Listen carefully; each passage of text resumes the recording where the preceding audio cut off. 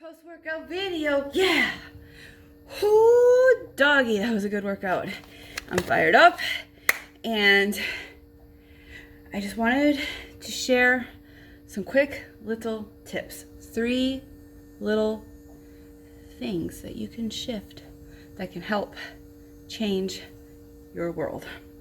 I really scribbled some notes on here.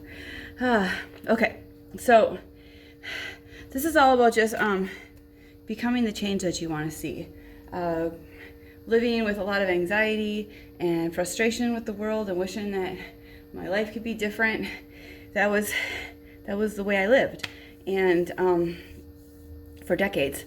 It's the story that I grew up with and that I was familiar with, and I wasn't really aware of the possibilities that were right there in front of me and that I could see if I just changed the channel in my head a little bit, change the filter I was seeing. What is she talking about? Oh my God, I don't know. I'm trying to keep this video short. So here's the thing.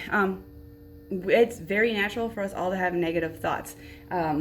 Our brains, our human brains, are wired to keep us safe. And back in the caveman days, our brains had to be ready to protect us from the slightest danger because we could get eaten by a saber-toothed tiger or something, and it needed to make sure that we were safe. So now we live in this modern world, and our primitive brains still they haven't adjusted to that. They don't understand. So, well, maybe they have adjusted, because now instead it sees so many other things as threats and dangers to keep, and so they want to keep you safe.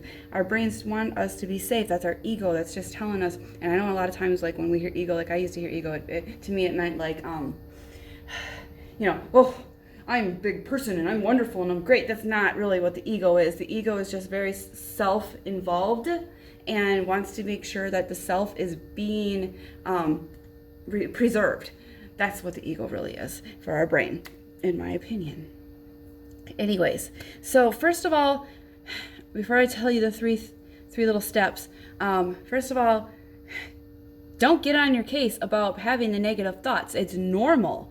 It is perfectly normal. It also doesn't mean to just be like, screw you, negative thoughts, I'm going to ignore you. Don't shove them aside and discredit them.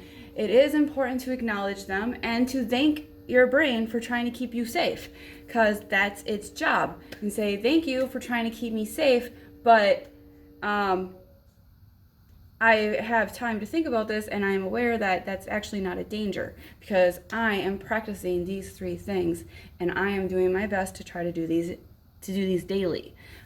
Here are the three activities that you can do.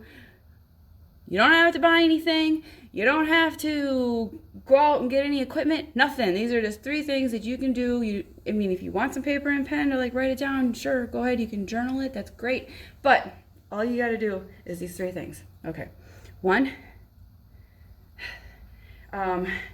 list out your gratitude. If you have I would say 3 or more things that you're grateful for each day. And if that's a struggle at first, then you just do 1 or more. Don't say I'm going to do at least for any of the stuff, because that feels very limiting and like, oh my God, I have to at least reach this. Instead, 1 or more.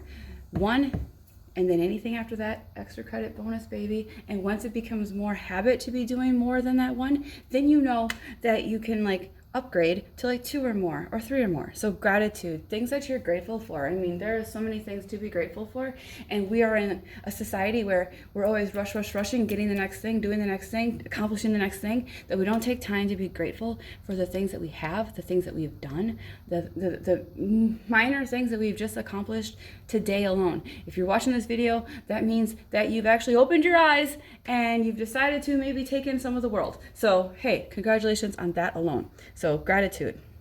And then, what does this say? I can't even read my own thing. Oh, take some time to acknowledge the shit that's going right. Because we're always so worried about all the things that are wrong, the bills that gotta be paid, the thing that broke down, or the job that we hate or something. Take some time to acknowledge the stuff that's going right. The things that bring you joy. Acknowledge the shit out of those. In fact, this is the key thing for me to focus on, because I am a task list checker offer, and then I find no joy in all of the great things that I've accomplished because I'm too busy looking at the next target when we really need to enjoy where we're at right now. I hope this video is not too long. And then, third thing, take the time to, when you're freaking out about something or you're feeling a little upset about something, take some time to make sure you're responding instead of reacting. And what does that mean? Because what I'm talking about is we're all have all this programming in us from our upbringing and our experiences and the beliefs that we've developed over the years. And so a lot of our reactions are knee jerk because, once again, our brain is trying to keep us safe and it likes to know exactly what's from A to B and everything. So take some time to say what else is possible. Because guess what? If you just keep in that same hamster wheel all the time, you're not going to experience new things, you're not going to grow more, and you may never, it's going to be a lot harder to find that peace and joy that you're seeking if you're just on the same old hamster wheel that's not bringing you that peace and joy. So what else is possible? And there's lots of ways to accomplish this. If you're finding yourself struggling, my coach actually had given me like a sheet that I can actually, there's lots of prompting questions I can look at.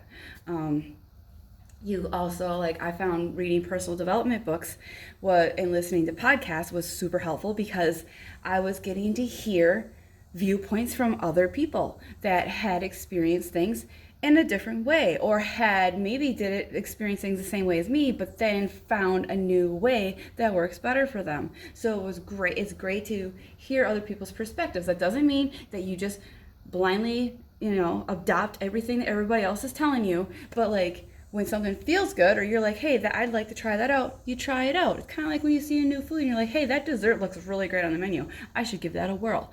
And then you take it, you try it, maybe you like it, maybe you don't, maybe it's okay. Same concept for what else is possible. Surrounding yourself with people that are successful in the things that you want to be successful with and seeing how they're doing that stuff.